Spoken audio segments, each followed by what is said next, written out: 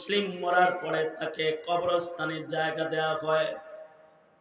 কবরস্থানের কবরগুলোর হাল হলো, কারোর কবর জান্নাতের বাগান, কারোর কবর দোজখের খণ্ড।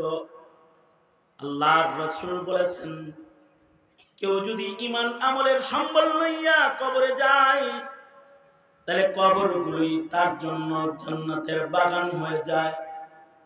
আল কবরু রাউযাতুম মিন রিয়াজিল জান্নাহ আও হুফরাতুম মিন হুফারিন নার। আল্লাহর রাসূল বলেছেন, কবর কারোর জন্য জান্নাতের বাগান, আবার কারোর জন্য কবরটাই দোজখের খণ্ড।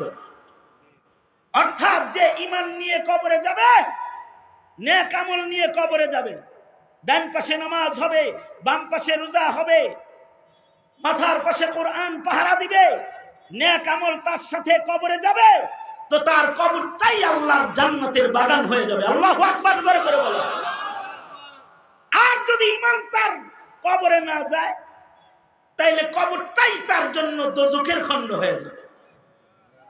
ভয়ের খবর হলো, এখনকার সন্তানরা, প্রজন্মের মুসলমানেরা বর্জক সম্পর্কে ঈমান মজবুত ভাবে সংরক্ষণ করে না। সঙ্গত কারণে তারা কবরকে ভয় করে না, কবরকে তারা ভয় পায় না। কারণ এখনকার সন্তানরা তো নাস্তিকদের আক্রমণে কবরের আযাব বিশ্বাস করে না, অনেকেই এমনকি পুনরুত্থান বিশ্বাস করে না। আপনারা বলুন তো, কেউ যদি কবরের বিশ্বাস, আযাবের বিশ্বাস অথবা পুনরুত্থানের বিশ্বাস না করে, না রাখে, তাহলে সে কি ঈমানদার নাকি বেঈমান? জোরে আওয়াজ করে বলেন, ঈমানদার না বেঈমান?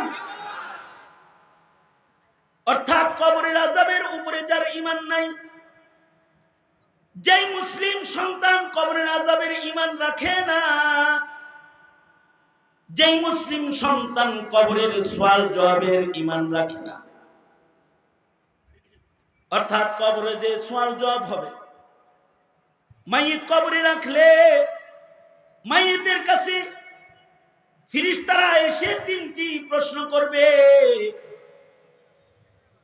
তিন প্রশ্নের উত্তর যারা দিতে পারবে, তাদের কবরটাই জান্নাতের বাগান হয়ে যাবে।